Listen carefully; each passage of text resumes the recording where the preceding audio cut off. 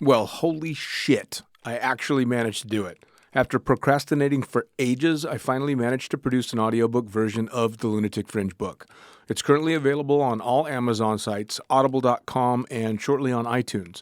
And if you're the page-turning type, it's also, of course, still available in Kindle form, paperback, and hardback on Amazon. 10 hours and 10 years worth of Blue Skies Magazine's articles, all available to you right fucking now, including a few author's notes and even an apology or two.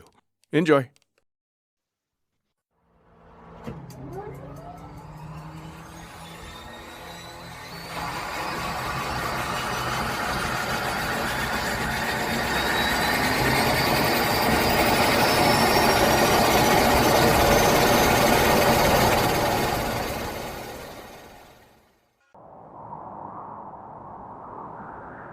In a world. Mate, hold up. We said we're done with the serious intros. Who said? Well, we did. I don't remember that. Well, I said it, and you're me, so, you know. Well, I don't care. In a world. Hey, I told you. We're keeping it light. You do it on your own then. Well, technically, I already am. So, anyway. Fuck yeah. Pure wild flight. Get it down ya. How good? Visit nzaerosports.com. I get to do the next one. Well, obviously, you moron. We both do. Of course, I absolutely love the NZ Aerosports business model. I mean, come on. One glance at an Icarus fuck yeah sticker and you know it lines up perfectly with the fucking pilot mentality. But outside their wonderful use of colorful language and a great company vibe, there's a long list of reasons to say NZ Aerosports fuck yeah. NZ Aerosports blows me away right out of the gate as a canopy manufacturer with a bold offer. They give you 10 jumps on your brand new nylon to decide if you want to keep it, swap it out, or even return it for a refund. I mean, seriously, how incredible is that? That's like getting halfway through a prom and deciding you prefer the slightly racier date that goes down faster. Seriously, they do that. If you're not madly in love with your new canopy after 10 jumps, they'll let you swap it out for another size or model, or even get your money back. And the range of canopies they've got? Man, they've got a style canopy to fit every jumper and every situation with models you know and trust, like the Sapphire 3, the perfect choice for the beginner or intermediate canopy pilot. The Crossfire 3, when you're ready to kick it up that elliptical notch. The JFX 2, if you're looking to up your new swoop game.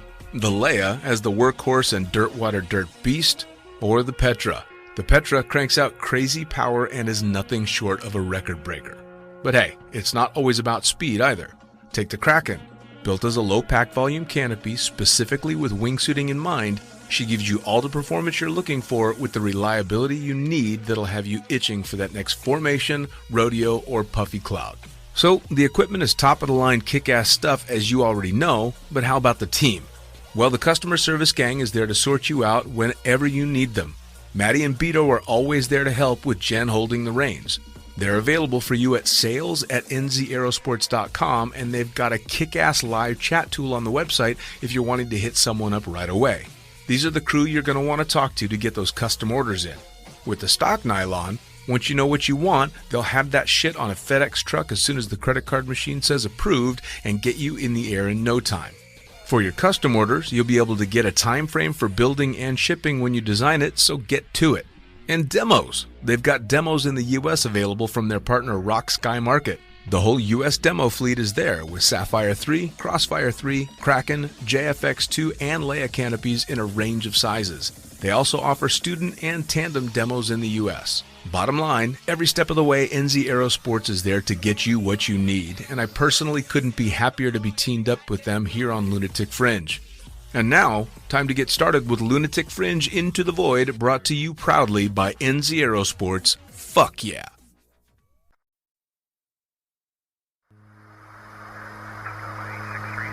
Coming straight from the cockpit, it's another episode of Lunatic Fringe with the fucking pilot.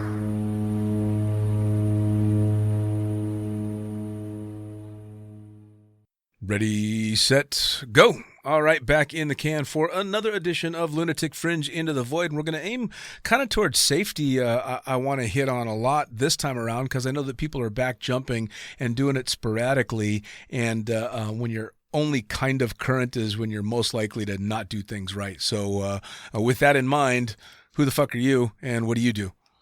Hey, Dean. My name is Tom Noonan, and I am the UPT Tandem Program Director. Been doing that for, I guess I'm ending my 8th year. This will be the end of my 8th year here, moving forward into 9.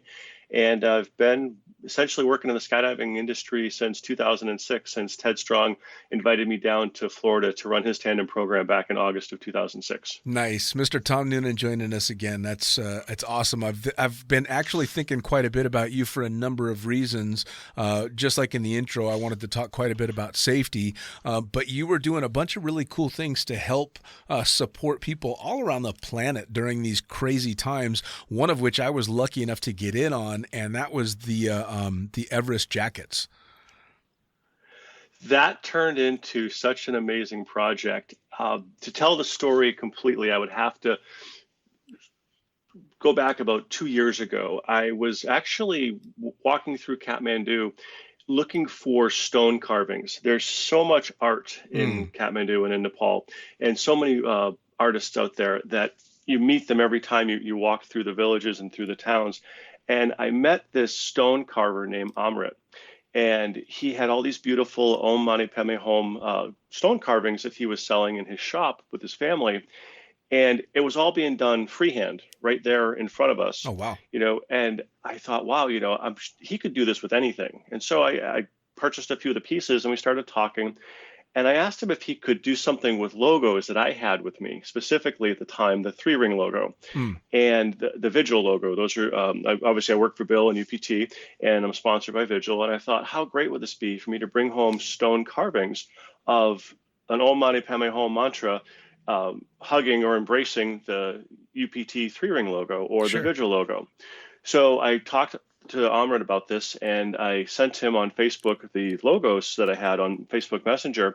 I went up into the mountain. I came back down about 10, 12 days later, and sure enough, he had made these absolutely beautiful and brilliant stone carvings, which I got one for Bill, got one for Mark Prokos, for Candy over at Vigil, got one for myself for my office, and I came home with these fantastic one-off gifts that no one else in the world has, right? So I thought this was an amazing project. Fast forward 2 years later, just about a month ago, I got a text message from Amrit, and we stay in touch on Facebook every now and again. How are you doing? How are you? Things are well.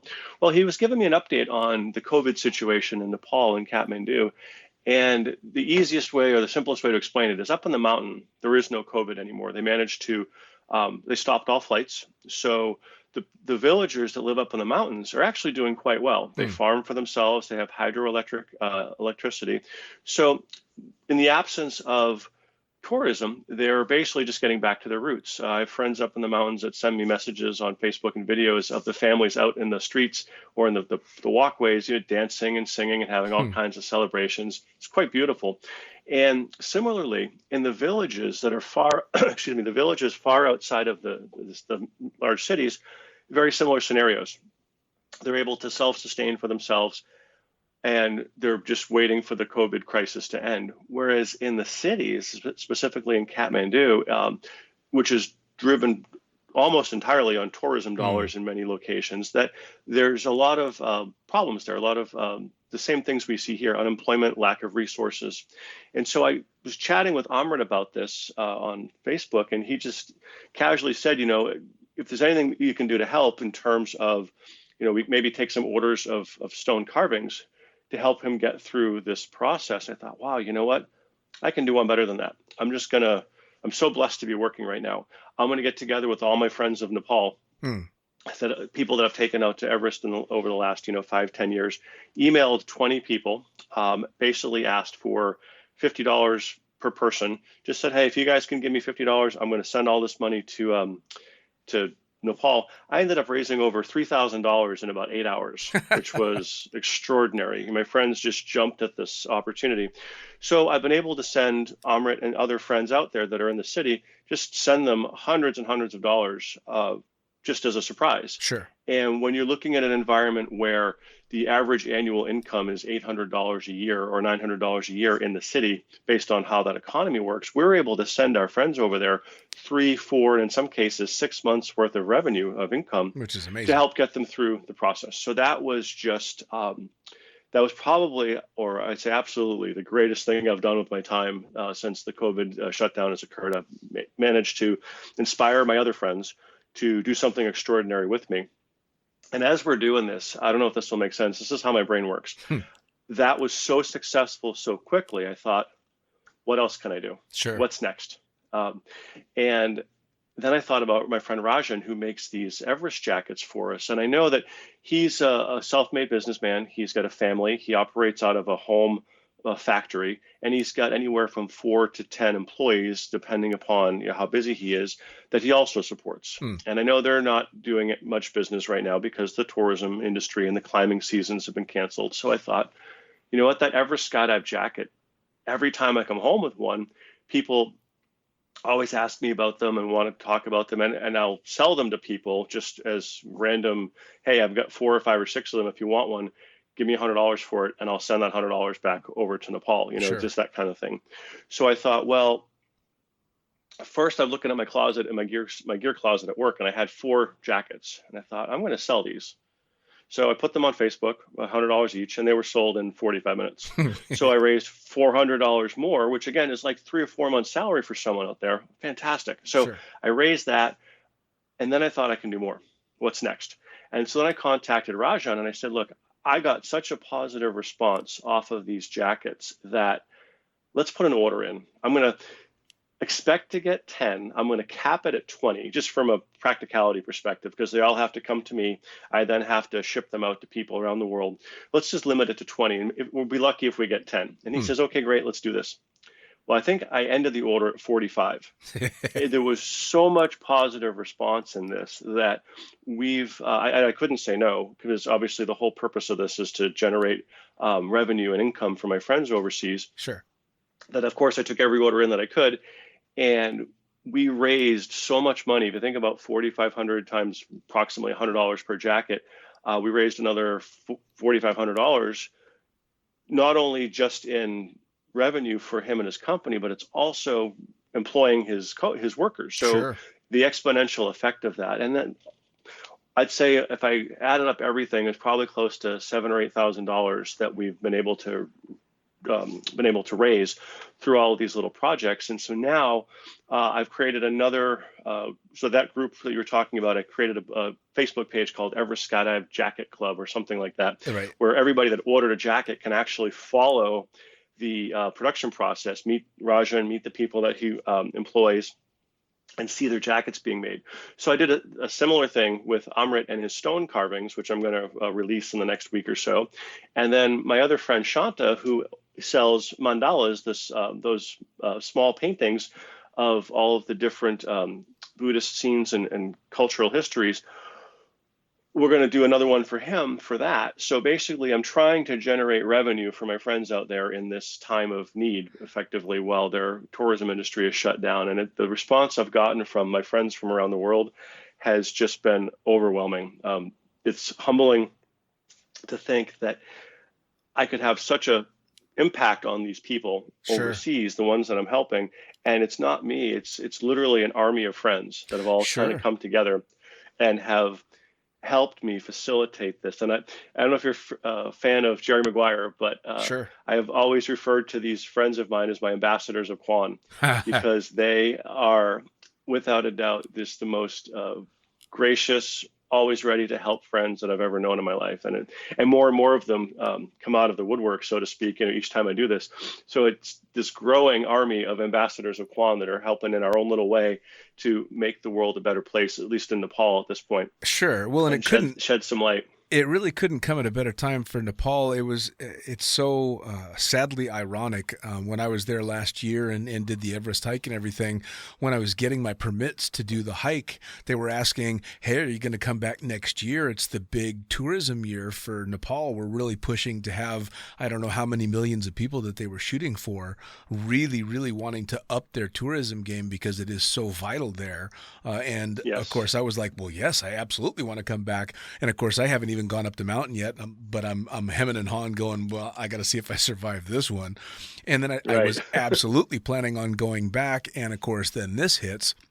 And all I can think is, oh Jesus! I mean, this was their big year to push really hard, and for it to just all go away in a blink, it has to be horrible for so many people. So to be able to do something like this, especially when I saw the jacket, because obviously now I've got a real soft spot for Nepal and the Himalayas, and especially Everest, and especially Skydive Everest, because I was lucky enough to see it all firsthand and be there when the jumps were being made. And so as soon as I saw that, I'm like, I need a fucking jacket. That's it. I need a jacket no matter what. I was going to beg because you had said I'm only going to allow so many, and I saw that the post was a day or two old, and I'm like, shit, I'm not going to get in it. No, I was so overwhelmed by the response from friends, and not just the response, but many of them were even sending in additional funds on top of their jacket fee, saying, here, take this extra money and send it over there. So people were making essentially donations on top of their jacket orders, which again, it just, the whole thing just mushroomed, and it was beautiful to see all these people jump on board on this great project. Yes. And to be able to see them being built, and to see the people whose lives are being affected by it through this Facebook group, I just think it's an extraordinary opportunity for all of us to basically make the world a little smaller. Yeah, which is always nice, especially when you're talking about people that are as genuine and humble as the Nepalese were. When I was there, I didn't meet one person there that couldn't afford at least a smile for you, which was amazing. Exactly. Even the guys that are carrying like 3 of me up the mountain, you'd say namaste and they'd manage to bark it back, even though they've got 500 pounds of shit on their backs, just amazing people. And their cultural spirit is something that I've always found inspiring. Back when there was the unfortunate earthquake a few years ago, and obviously everything associated with the earthquake, people lost loved ones, people lost homes, lost businesses. I stayed in touch with those that I were friends with out there, and every one of them had the same mindset, the same philosophy, if you will, is that today we're going to make the best of today. Sure. If we're living in the street under a tarp for a month while we're waiting for our structure to be rebuilt, the positive is that we're together, and we'll make the best of that moment. We'll make the best of that situation. So whether it's a negative, like when the earthquake occurred, or most recently with the COVID, despite whatever hardships that my friends and coworkers out there are experiencing, every one of them has the same philosophical mindset of, we're just going to be grateful for today. Sure. Let's just get through today, be grateful for it, and tomorrow will provide for us. And I really do find inspiration in that. Oh, yeah. Boy, it'd be nice if we could spread it around the rest of the ball.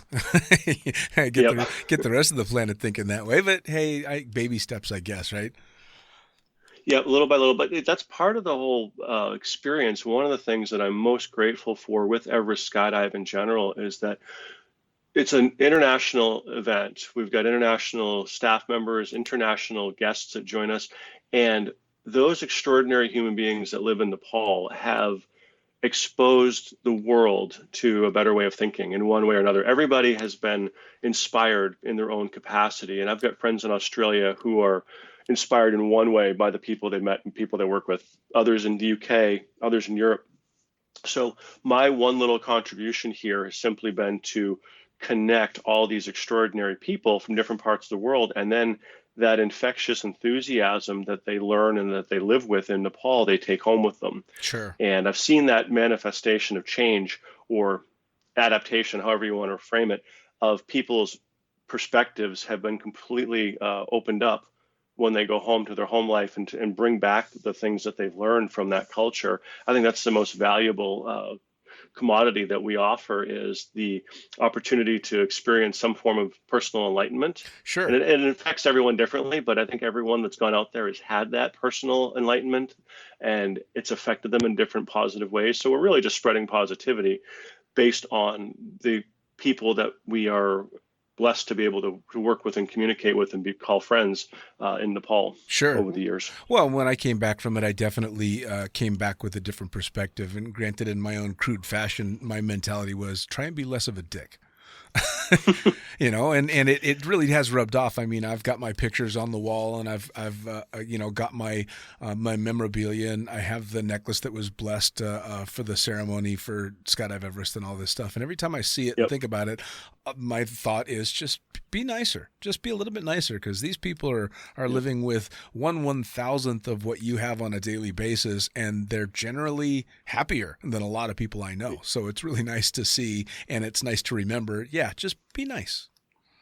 Absolutely. Yeah. I couldn't agree more. Now, on to a not quite as nice subject, the battle back and forth between nationals. I wanted to get your take on that. What do you think of it? Well, I've been following a lot of the feeds and a lot of the comments online, and it's, I think, one of those rare situations where I think everyone's right. I look at opinions that, depending upon how they're looked at, under what context they're given, I think you can have two opposing opinions that are both valid and both right under their own lens, so to speak.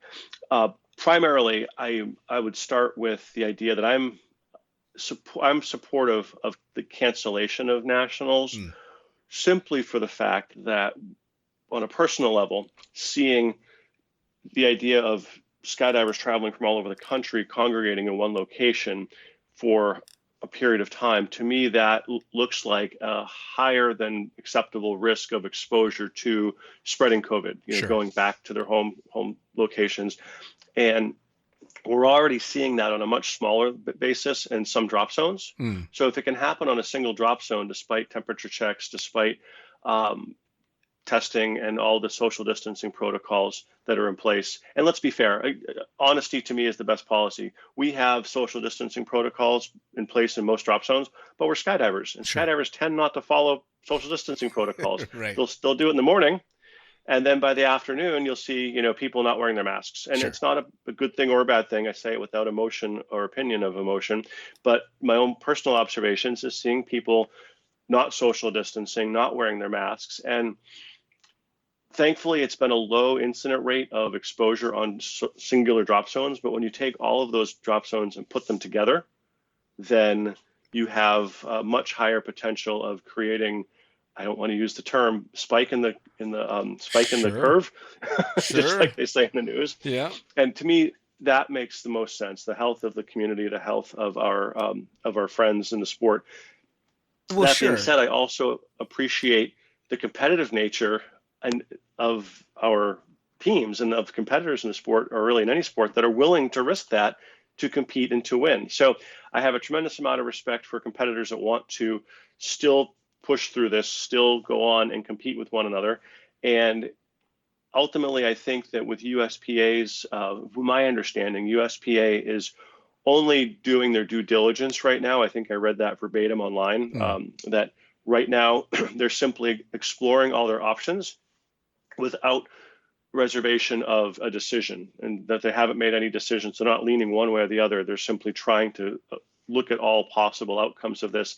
And having been on the board for, I want to say 7 or 8 years, I know that from the general membership perspective, from time to time, we develop an idea that, well, the board's there for themselves, or the board's not representative of the general population, or they're not listening to us. And I think that happens in every political arena. I think that happens in every board of directorship, if you will, in situations like this across other sports. But what I can say from my first person experience is that everyone, especially the competition committee, everyone in the board process truly is committed to the membership and the membership's best interest. They are willing to listen to everyone. And I think sometimes when we present good arguments and we're not immediately accepted of them, we kind of step back and go, well, I gave you a good argument. Why are you not acting on it? Right. And it really does take a leader, a strong person, to say, that was a great argument, or it was a great opinion. But before we act on it, we're going to step back and look at other perspectives and look at other possible outcomes before making that final decision that's going to affect everyone. Sure. So all that being said, I think that's where I'm at with this. I would end by saying I absolutely commend Skydive City, Susan Stark, Joni, Cam, the entire group there for making the decision they made to realize that it wasn't in their best interest of the safety of the community Sure. for them to hold it at this point. And I'm friends with Cam, I'm friends with Susan, and they're 2 hours away from me here in Florida. I am so proud of them for making that decision. I think it was the right decision, and I'm supportive of them 100% in doing so. Well, and what a tough decision to make. I mean, all the planning and the effort that goes into getting ready for something like the Nationals, and to have to, at such a late date, go, we just can't do this. That's such a huge loss. And I think I'm a bit like you. I am not at all opposed to the Nationals not going on, only because I think there's just too many possibilities. I made a comment on a post of one of the competitors who's very much against the competition going forward, and there was an argument for the competition, that being that skydivers are great at risk management and this type of stuff. And my response to him was, yes, skydivers are amazing at that, but at some point there also comes a time when you just stand down from the load because there's too many variables, just too many things. Agreed. And when it's absolutely, people from so many different drop zones, and then the traveling. I mean, I think the traveling would be even more risky because now you're, coming into contact with God knows how many people that may or may not be safe most of the time. There's just too many ifs for right now. And with the craziness that's going on in the States, there'll be another competition, in my opinion. Absolutely. It's also that kind of ties in, being safe with the Nationals also ties into the big point that I wanted to speak to you about today, and that's safety.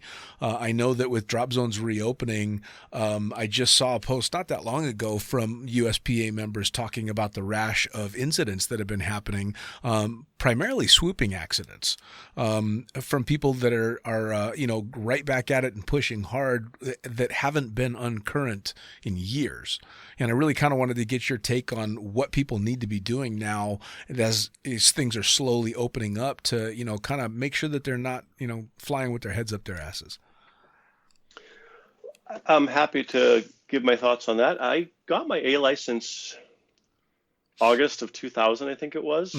And this is the first time in 20 years that I actually went on current.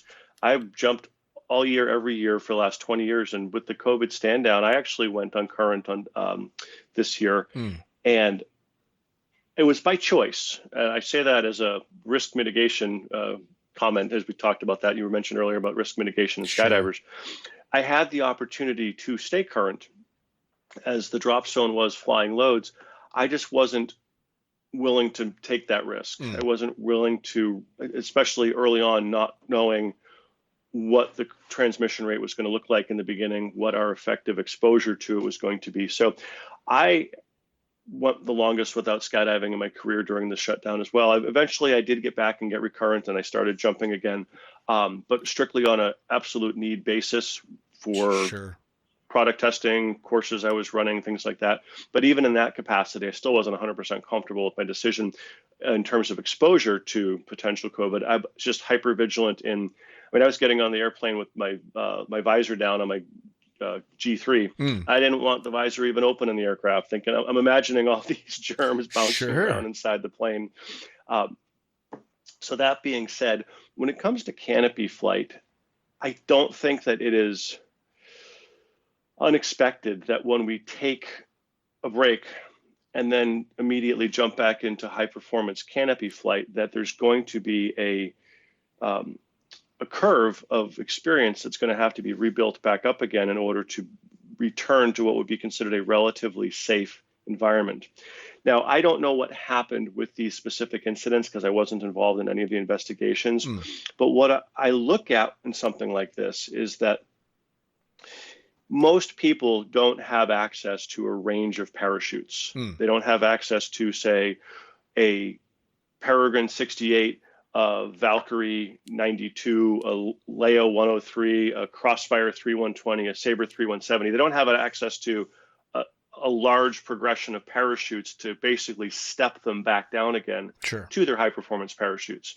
It's possible, and it would seem almost logical, that one of the reasons why we're seeing incidents on high performance parachutes is that people aren't either able or capable or maybe thinking about the possibility of going back onto, say, a student canopy, and flying a couple of jumps on a Sabre 2190 a 120, getting themselves stair-stepped back down into that high performance range. It might simply be that we've been locked down for so long, the green light is on, no pun intended, the green light is on, and we run to the drop zone with our rig, we throw it on our back, and we look at our past experiences, our past levels of skill and successes and think, well, I'll be fine. I'll be all right. Sure. Let me just get up there, get my knees in the breeze. And this is the only parachute I've flown for the last 2,000 jumps. I'll be fine with it. But those subtle skill set deteriorations, whether it's an exact altitude reference that you were used to, whether it's how long or how deep you hold your turn, those sorts of things are diminished skills. Skill set is diminished in any capacity. I use my Rubik's Cube as an example. When COVID first started, I could solve my Rubik's Cube in 2 minutes. Right. I was doing it every day, all day. Today, I picked it up this morning. I try to do it once a day. It's like 3 or 4 minutes for me to solve the Rubik's Cube. I have the same skill set, but it's been dramatically diminished because I haven't done it as often over the last 4 months. Sure. And I think parachute skill sets are no different. I think that, or skydiving, really any skill set is no different. The less we do it, well, we still know how to do it. It's not something that we do well right out the gate for most of us. And for anyone that's ever driven a car with the steering wheel on the opposite side of what they're used to, that's another great analogy for it. Meaning, like when I go to New Zealand or to Australia, the first day or two I'm back there driving, I'm like a student driver. I am absolutely slow, deliberate. Within 3 days, I'm back into a flow state as though I've been driving this way my whole life. But if I tried to drive the way I drive on day 3, as I drive on day 1 when I pick the car up from the rental car agency, I'm going to hit a curb. I'm going to, be less safe than I would be after having slowly got myself back up to speed on that skill set. Sure. And I think that's probably the causality of a lot of these incidents that we're seeing today is just the recognition, or maybe lack of recognition, that our skill sets are perishable and we can't go from complete rest to jumping back into a competitive or high performance environment without allowing for a transition. And everyone's transition time frame is going to be different. You take your top swoop competitors in the world that they eat, sleep, and drink canopy piloting. They might have a shorter progression back to that high level skill set, whereas the person that's a high performance canopy pilot, but it's simply a part of their profile, it's not something that they're maybe not as dedicated to or live through every single day. It's like this is what they live for. That person might have a longer gap or a longer transition back to that arrival of crisp, clean canopy flight. And then effectively knowing that and allowing for that, I think, is really the key to safety when it comes to canopy progression. Sure. Recognizing that you're... I can say that because I normally fly a Velo 96, but I've not been on it for months now, and I'm hesitant. I mean, normally that canopy to me is fun, but I don't consider it holy shit. But I also don't fly super aggressively with it. I'm relatively mellow. But that being said, I would not be comfortable after 4 months off, going out and jumping that like I'd been on it yesterday. I would absolutely want to take a few jumps on something a little bit more casual. I couldn't agree more. And from my perspective, I remember I said earlier about, not everybody has access to a tremendous amount of parachute sizes, and not that you need that to be safe either. I have 2 parachutes. I have a Storm 135 and a Valkyrie 103. When I came back to Currency, I wanted to fly the Valkyrie, but I grabbed the Storm because that was the more docile of the 2 parachutes. And that was the first canopy that I redeveloped my skill set on, that I polished my skills on. And I still haven't taken my Valkyrie out of the gear closet yet, simply because I haven't been in a position where I felt comfortable using it today. Sure. And when I take it out, I'm going to take it out and land it in the student area uninterrupted as many times as necessary. When I say student area, Skydive to Land has a large area in the middle of the airport away from traffic. So I'm going to land out there away from traffic. I don't want you thinking I'm cutting off students here. But I'm going to make dedicated jumps landing in the largest possible landing area without traffic by myself to ensure that I've honed that skill set. And if and when I feel comfortable, I will then move it to the main landing area. Sure. And if I don't feel comfortable moving it to the main landing area, I'm certainly not going to feel comfortable initiating higher or bigger turns. Sure. And everything I'm do is going to try to be slow and methodical. It doesn't mean I still am not capable of frapping myself in, misjudging something and getting injured. That can happen to anyone. We're all human. We all have that ability to make mistakes. But I'm recognizing that, especially today, given the shutdown and the skill deterioration that I've noticeably experienced in my skydiving, I'm taking it as slow as possible to bring myself back to that point. I'm 46. I can't afford to put any metal in my body right now. Right. And that's one of my greatest, I think if I were to brag about anything in skydiving that I've accomplished, 20 years in the sport, I can walk through a metal detector and not set it off. That's good. That's good. And that the number of people that can say that gets a little bit smaller every year. Yeah, it's a smaller and smaller population every year. Well, I mean, it makes perfect sense to take your time and get back into it in regard to canopies slowly. And if you have access to larger, more docile canopies, to do that. I mean, the flight crews that I work with, we had all gone, 3 and almost 4 months without flying an aircraft. And we did not just hop in the airplane and go start flying loads.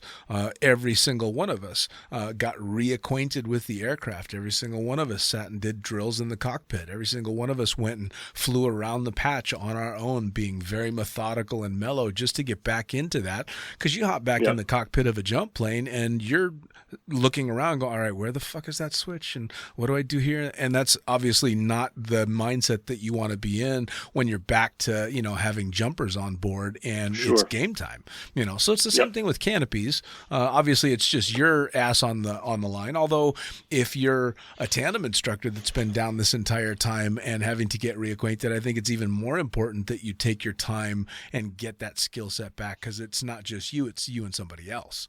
Have you been doing recurrency stuff for tandem guys while all of this is going on?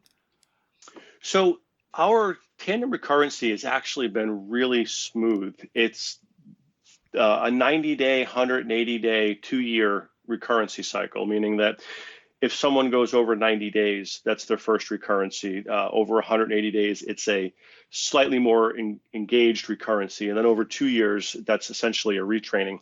So thankfully that the COVID reopenings, if we can call it that, most people only fell under the 90-day recurrency, a few 180 days, but both of those recurrencies are effectively self-supervised.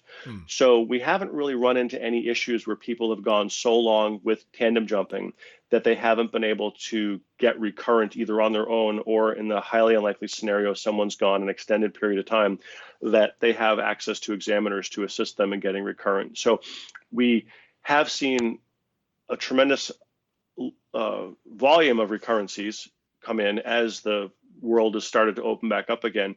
And thankfully, we haven't seen any structural, operational problems with it. That's good. That's good. I mean, it's kind of making sure that all the bases are covered as things get going. I mean, obviously nothing like this has ever happened before. So it's all, very uncharted waters, but I think being as methodical as possible is the smartest thing. Again, back to the same mentality of the idea behind canceling nationals is let's just be smart. We already do silly stuff. Let's be really smart about that silly stuff.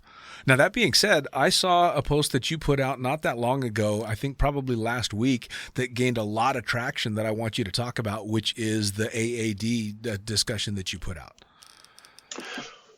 I've been talking about AADs at PIA seminars and some of the other symposiums that I go to in Australia and the UK, probably the last 4 or 5 years. It's really been a passion of mine to try to communicate to people more and more about their automatic activation devices. And the reason for this is that, and again, I'm not that old in the sport, but 20 years is a good amount of time. Sure. When I first started skydiving, I had a Cypress. I had a single unit Cypress. It was not multi-mode. And I was trained, set it and forget it. Because at the time, that was the mentality. It was the philosophy of the system of the unit. Turn it on at the beginning of the day. And then it's so functional, it'll even turn itself off at the end of the day. You don't even have to turn it off. Sure.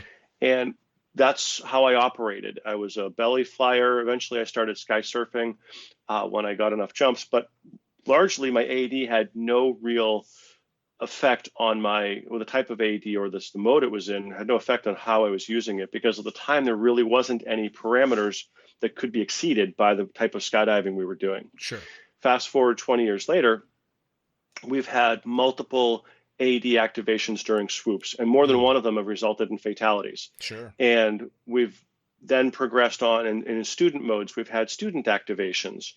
And we've also had wingsuit activations where they were in wingsuit mode and they were exceeded their parameters because they were being used in other modes like swooping. A skydiver with a velocity has his AED set in swoop mode and it activates. Sure. You know, these sorts of things are happening, and they're happening again and again. So I had received a phone call from a friend of mine up north who was working with a newly licensed skydiver who had an AED activation similar to what I just described. It was a Sabre 2 190 spiraling into the pattern from about 1,200 feet and had an AD activation in student mode on one of these units. And so my friend had known that I was passionate about this and had been speaking to people about it.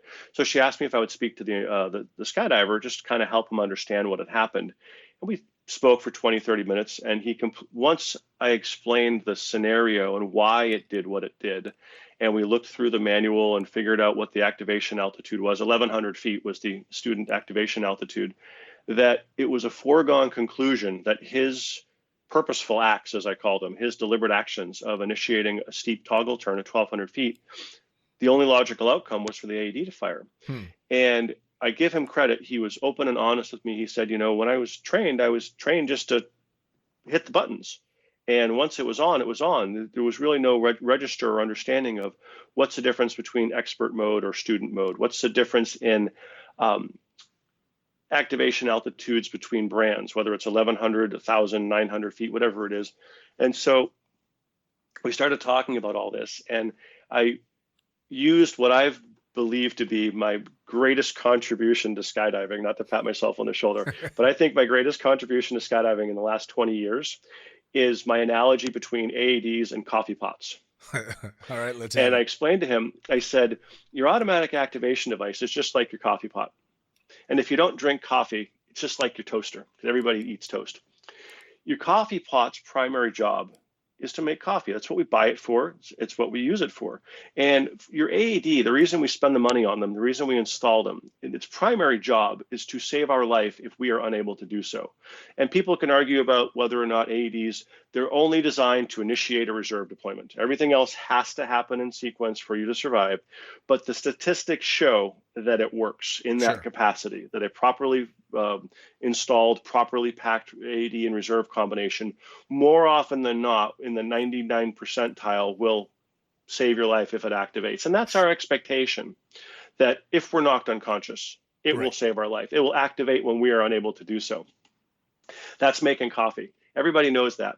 But most people aren't aware of the second job of your coffee pot and the second job of your AED. And that second job for your coffee pot is to not burn the house down when it's not making coffee. Right? Turn itself off. Do not activate when I don't need you to. And the AED's second job, which is equally important, is not to activate when we don't want it to. And we all focus on the first job, the activation if we're unconscious, but we rarely focus on or acknowledge today that second scenario, burning the house down, as I call it, we as skydivers are absolutely capable of putting every AED on the market into a configuration that it will burn the house down, that it will activate when it's not supposed to.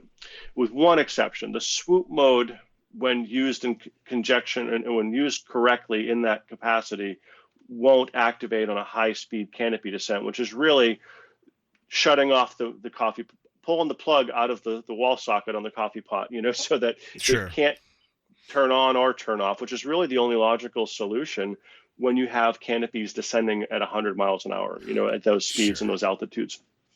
So we talked about that analogy, and he understood it. And we realized that if we looked at the manual, and I did after the fact, the manual said 1,100 foot activation altitude in student mode. And right after it said, warning, you can achieve this in a fully functioning parachute. So for a skydiver to make a deliberate decision to initiate a high-speed revolution turn just above their AD activating altitude. It's not a decision with a high likelihood of a successful outcome. Yet it was made anyway. And the reason it was made was nothing more than a simple lack of understanding of how the system worked, Sure. what the AD was designed to do for him at that point in time. And we still see swoop activations. We still see now wingsuit activations in other modes. And it just got me thinking that this skydiver benefited so greatly from this conversation. I wondered how many other people out there may or may not have the same, call it a gap in understanding, a gap of knowledge that I could help motivate, inspire, direct towards this this information. So that's where that article that I posted, that blog post on Facebook, came from. And it was just a brain dump. I put everything in the conversation that I had with him down on paper or down on text. And my response to that has been absolutely phenomenal. I'm getting messages from skydivers around the world saying that it was shared to them. They didn't understand what their AED function was. They read the manual. They now know what altitudes not to initiate turns at, and they have a better understanding of how their AEDs work. And as I ended that article with, if only one person reads this and realizes that, hey, I need to watch my multi-mode AED count all the way down to pro mode or just to extreme mode to know what mode it is in to prevent someone from having an AED fire on a swoop. Canopies like the Valkyrie and the Leia, I call them hyper class canopies. I just kind of made that up, but they're hyper class. And the reason they're hyper class is they're not pro.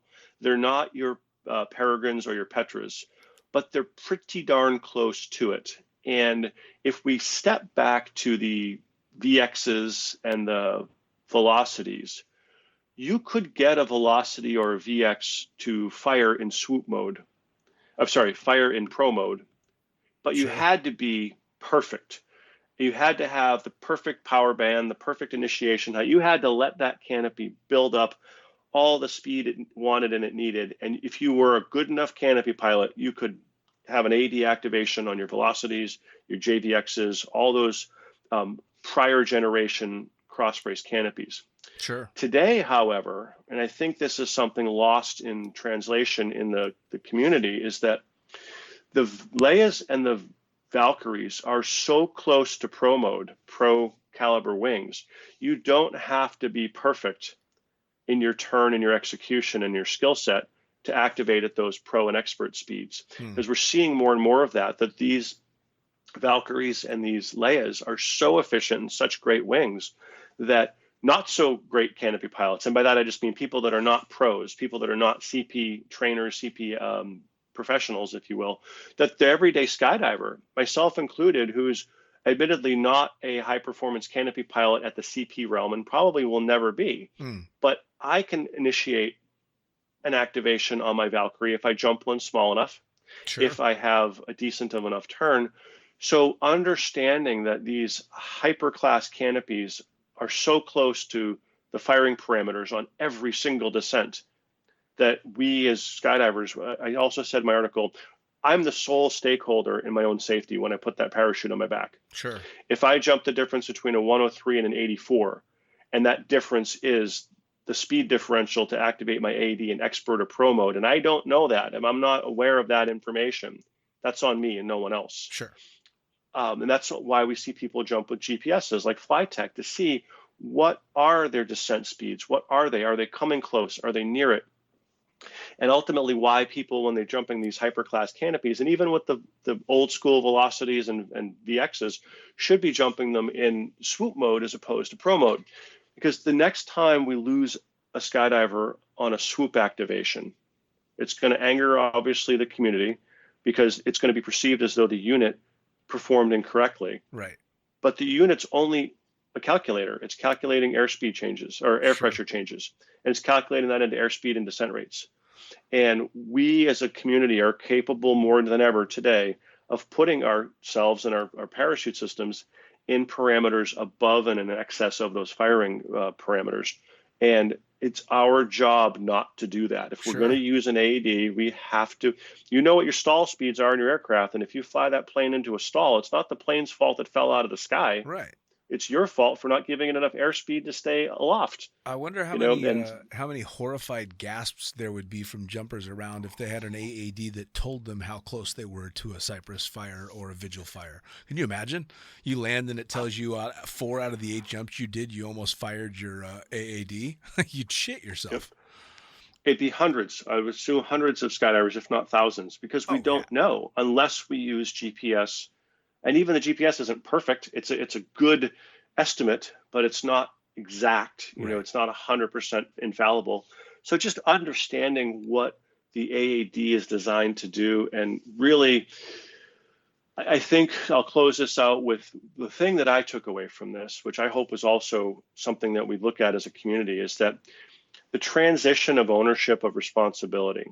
When I'm an AFF student, if you're my AFF instructor, you're probably turning my AED on the first time for me and showing me how it's done. And the second time I do it, I'm turning it on under your supervision. You know, I'm hitting the button 4 times. And that's about all I'm going to be taught about the AED as an AFF student, because it's really not a need to know to save my life. Sure. I need to know it's on. I don't need to know what the parameters are when you're trying to put other more important pieces of information in my head, like stable body position, exit sequence, canopy flight, you know, things like that. But as we progress as skydivers into coach students and onto A-licensed jumpers, that transition of responsibility, of gear knowledge, has to occur. And it does, but it doesn't occur in a consistent manner. You can have 2 drop zones teaching the same program, but one is going to have a higher intuitive understanding of gear, let's say, because maybe you have a master rigger or a sponsored athlete that works for, that's representing an AED manufacturer or a harness container manufacturer. So they might get a higher level of exposure to the gear side of it than someone who's at a drop zone that doesn't have that. Sure. So I think recognizing that just because we have licenses, we don't all have the same relative understanding of equipment.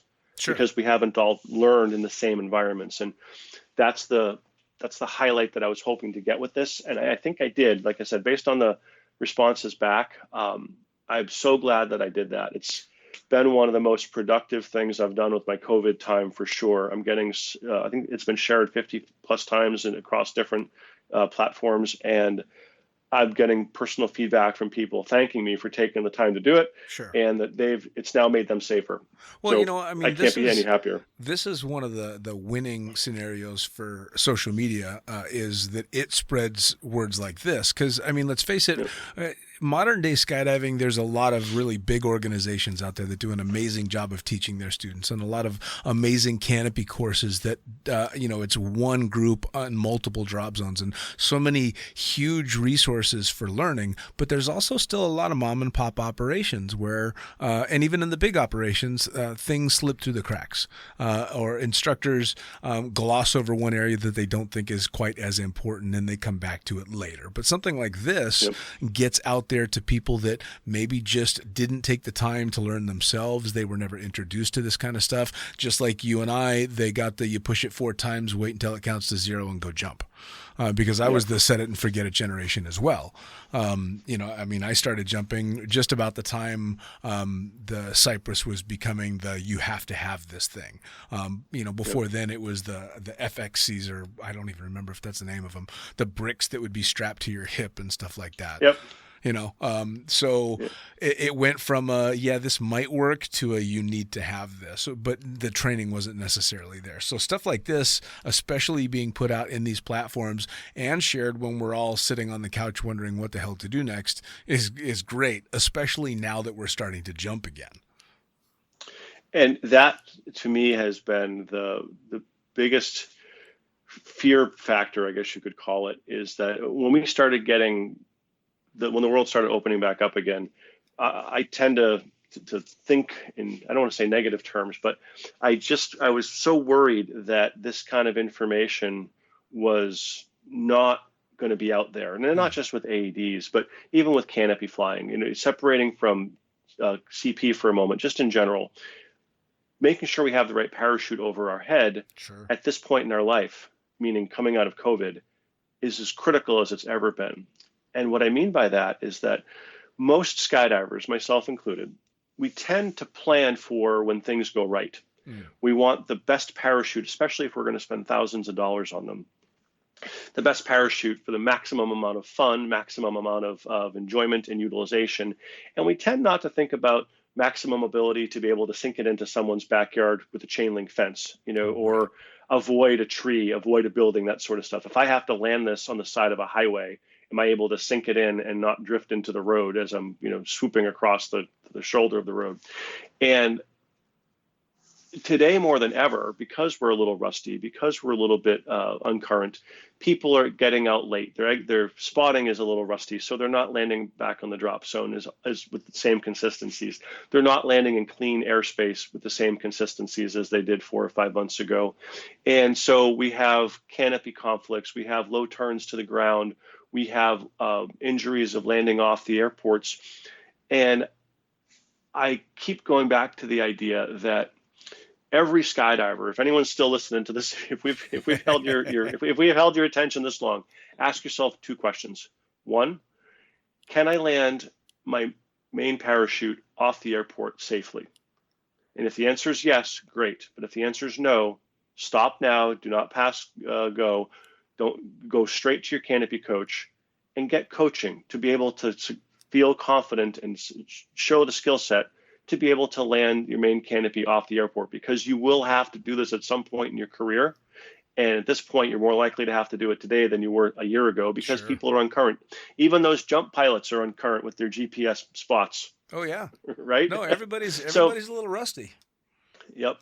And the second question, you're more likely to land off with your reserve than your main, simply because one of the reasons we land off is our main parachutes malfunction. We cut away, our reserve opens lower, and we now don't have the same glide rate to get back to the airport because we're further off. So the next question, can you land your reserve in someone's backyard? And if you can't answer that confidently with the affirmative, you're more likely to be setting off metal detectors at TSA checkpoints in your future than those that can say confidently that they can land their reserves off the airport in tight spots.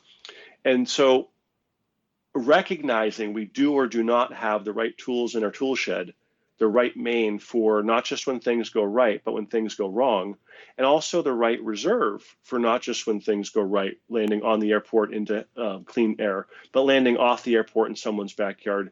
Recognizing those now while we're on the ground, sitting around talking at the drop zone, talking to each other at the bonfire, and either getting coaching on both of them, because PD and Icarus and New Zealand, they'll send out demo reserves if you ask for them, I believe, and getting under that canopy and practicing it. And if you do find out that maybe you're jumping the wrong parachutes for your safety, maybe swapping to a higher size or a different model might be the difference between walking away embarrassed from a landing versus not walking away because you broke your ankle because you didn't have the right wing over your head or the right experience to fly that wing over your head.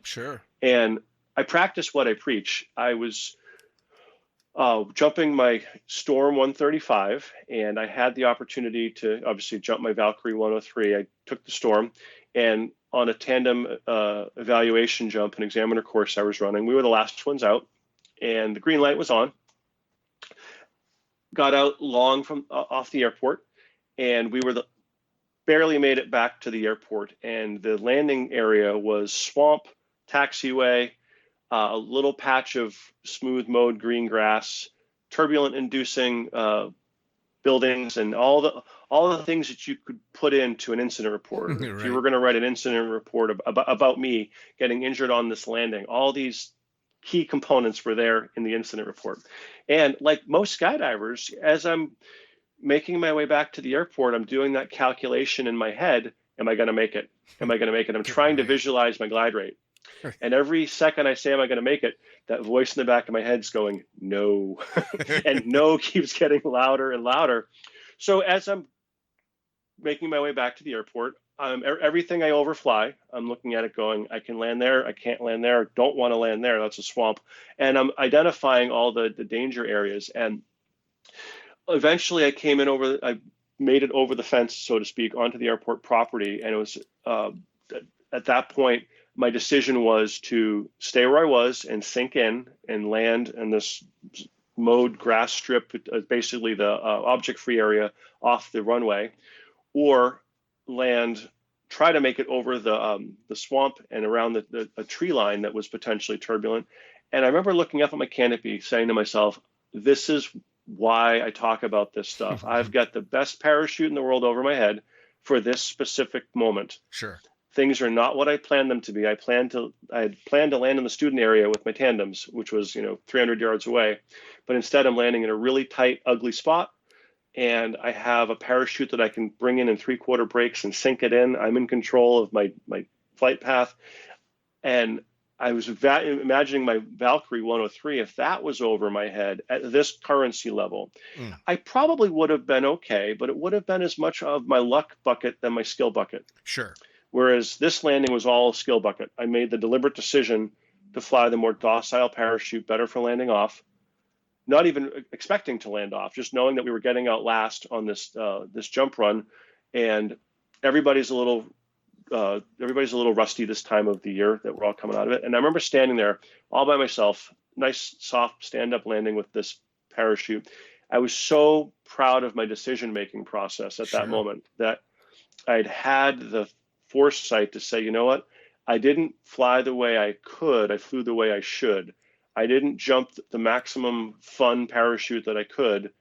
I jumped the parachute that I should in this environment. Sure. Well, and again, that's the big thing. I mean, it really is. I mean, there's no, and I would imagine that most of the jumpers listening to this know the feeling of getting saddled out under your canopy, stowing the slider, and taking a look, and the only thing that comes into your mind is, fuck. Yep. And it's a sinking feeling, especially when, I used to jump at Cross Keys quite a lot. And there's a couple of spots where if you're out, you're in for an interesting landing, to say the least. And, you don't want to look up at a Velo 96 with a very small yard surrounded by very tall trees if you don't know how to fly that parachute. I was given the best advice ever very early in the sport in regard to canopies, and that is you fly the canopy that you've got until you can literally fly it in every single condition you might find yourself in. Be able to fly it into the wind, crosswind, downwind, in tight areas, in big wide open air. Know that you can fly that parachute in every way possible before you even think about stepping down to that next parachute. And I took that advice to heart, and I still walk in a straight line. So it's worked. That's fantastic. Yeah. That's great. There really is nothing worse than hanging in the harness and looking and going, oh man. And, trying to do that geometry on the fly, so to speak. Am I going to clear the trees? Yep. Am I going to make it back to the landing area? Are there going to be rotors if I get too close to these trees? It's just so many ifs, so definitely the way to do it is exactly what you're saying. Well, I've asked this question in front of a room of 200 people, and I've said, there's no wrong answers when you're on the ground. We're having a conversation as friends here in these seminars, and I would encourage you to be honest with me. Be honest with yourselves. How many of you feel comfortable you can land your main parachute off the airport safely? And let's say about a third of the hands go up, say 40 out of 200, 45 out of 200. And my math is terrible. That's 25%. Let's say about 60 out of 200. Sure. Okay, so next question. How many of you feel comfortable landing your reserve off without injury off your airport? And 10% of the hands go up. That means 90% of the people out there in this one example have reserves in their parachutes, reserves packed as a parachute, but they're not confident they're able to land safely off the airport. Now, most of them will, thankfully. The statistics show that even if you lack confidence, most of the time you're able to navigate yourself, the survival instinct, you're able to navigate yourself to the ground safely without having that confidence of knowledge or skill. But in that very room, there are people that I'm speaking to that are going to injure themselves unnecessarily when they land off. And now they've recognized that. Now they've recognized that they lack a skill set. And if they do land successfully, it's their luck bucket as much as their skill bucket, if not entirely luck, that they land uninjured. So to motivate people to get canopy coaching, I think after AEDs, that's my number two focus in the world. It doesn't necessarily have to be one brand of it or one person. There's so many great canopy coaches and courses out there. I tend to work with and see the Flight One canopy programs going on in DeLand. So I'm a little bit biased towards that simply because I see the work they do. So I always tell people, go get a Flight One coach. And if not a Flight One coach, get some other coach from another canopy piloting organization. I know Greg Windmiller does great canopy piloting courses. Kurt and Jeannie Bartholomew also do great canopy courses. So getting the information ahead of time is so much better than realizing you don't have it at the moment you need it. Oh, yeah. Oh yeah, without a doubt. Well, I mean, and that's the whole thing about trying to mitigate the dangers that we put ourselves in, because there's not a skydiver out there that won't admit that skydiving can be very risky. We are big at mitigating those risks and taking them down to a manageable level. All the way back to when we were talking about nationals, is it a manageable risk? And if the answer is I don't know, then to me that means it's not a manageable risk. So it's exactly what you're talking about. Is be smart. Make sure that you've got all the information you need and you're making a wise, informed decision. Yep. Yeah. Well, now I want people to be able to get to the link that takes them to the AAD blog that you put out. So how do they find it, and how do they keep track of you and what you've got going on in future courses, what UPT's got going on? How are they going to track you? So I posted that AAD article in United States Fun Jumpers Facebook group. It's also on my personal Facebook page. It's been shared, like I said, 30 or 40, I think even maybe up to 50 times by now. UPT is going to post it on their Facebook page as well today, and I believe Vigil is going to do the same thing. As a full disclosure, I'm sponsored by Vigil. I've been working with them for over 10 years, not just because I think it's the best unit out there, but I also work directly above them in DeLand, and I'm really good friends. Right. I'm really good friends with the owners and employees of Vigil America, Candy Procos and Jenny Bishop. They're really good friends of mine, and they've been hugely supportive of me. So, like I said, full disclosure, I am sponsored by Vigil, but the information in that article holds true for Cypress units, Vigils, M2s, anything else that's out there. Awesome. It's knowledge is power, and the knowledge is out there. And in that post on Facebook, I linked to the AAD manuals for Vigil, Cypress, and Mars, or M2. So the manuals, operating manuals, are in that link. Nice. Let's see here. Other than that, I'm still working with my teammate Paul Henry DeBar.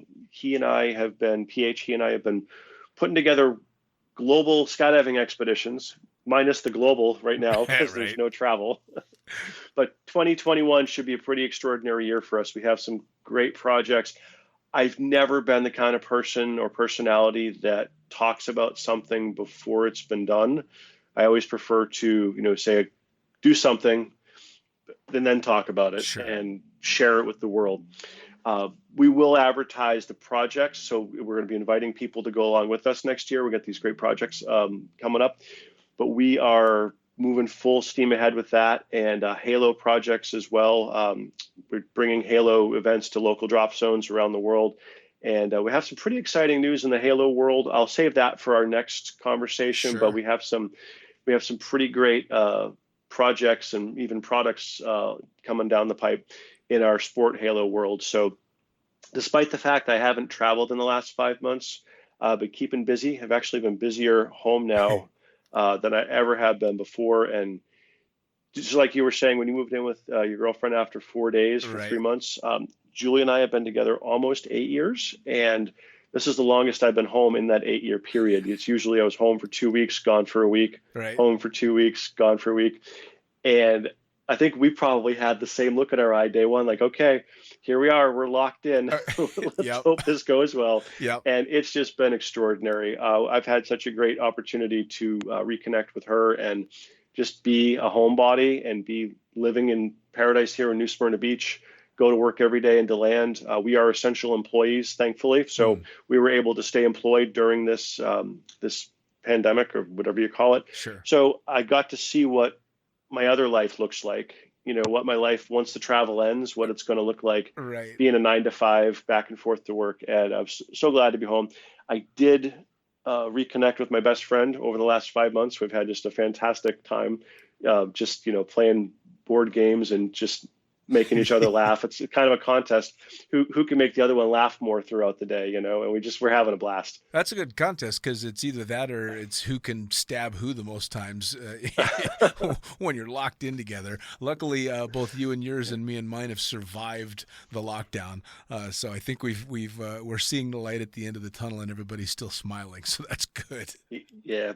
The only complaint I have, and I'll probably get put in the doghouse for saying this, the only complaint I have about being home like this is that I love mob movies. I love action, adventure, suspenseful, that kind of genre. Right. And Julie's more of a fan of rom-coms.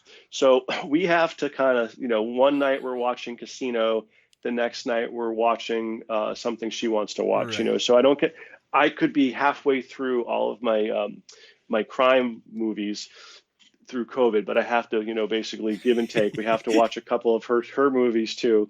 So I think that's the only downside to being home with my my teammate, my life partner here, is that we just don't have the same interest in movies. We didn't find that out until we were home for 5 months together. Yeah, fair enough, though. But that actually is good because I'm a lot like you as well. I would burn through all my list of favorite movies and then some. I would have been done with them in the first 2 weeks of the lockdown. And if it weren't for the fact that she watches all the different stuff that I don't watch, I would have just been sitting around going, well, shit, I guess I'm going to rewatch this, because it's over. Sure. Yeah.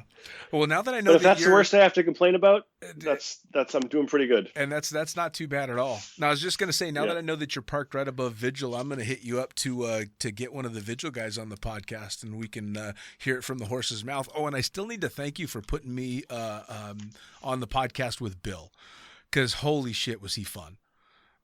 I listened to that. That was what a great. All your podcasts have been great, but that one I listened to attentively because I know how dynamic of a speaker he is, and his stories, his storytelling, his cadence, how he speaks. He's just I could listen to that for hours and hours. I do listen to that from time to time, for hours. He's just such an extraordinary guy. It was wonderful. And the funny thing is, I actually had to do it twice because he was on vacation both times. Yep. The first time he did it and the connection was horrible. So we got about halfway through the podcast and it's dawning on me that the quality is just not going to be good enough for me to put up.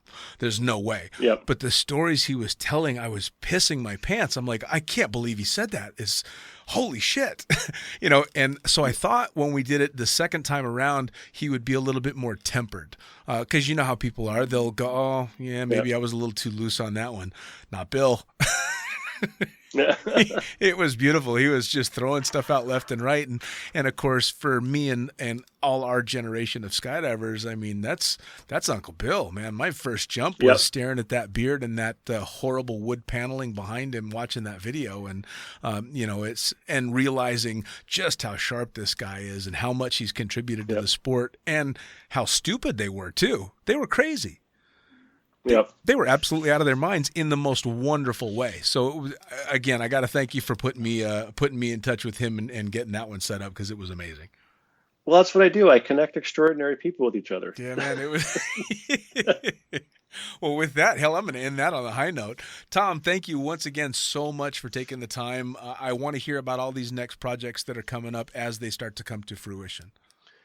Thank you, Dean. And if I could ask one thing of you, as you publish this and or promote it. Sure.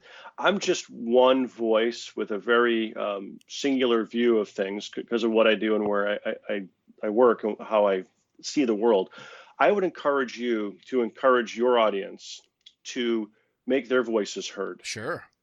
Everybody has ideas on safety, and some people are going to be able to connect with others that I can't or haven't, or be subject matter experts in areas I have no clue. Sure. And I love seeing people put stuff out like that, like PD's Tip Tuesday, things like that.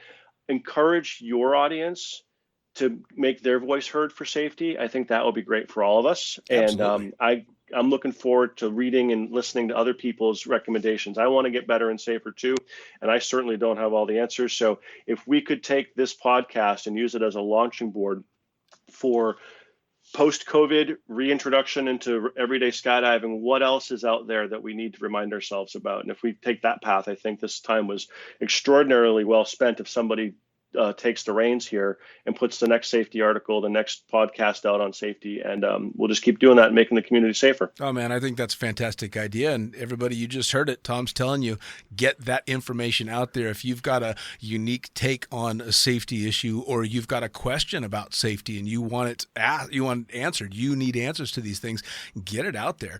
The social media that we've got nowadays and the groups that we have in regard to skydiving are so out there and so helpful that those questions are going to get answered. And if you've got answers, get them to people that need them.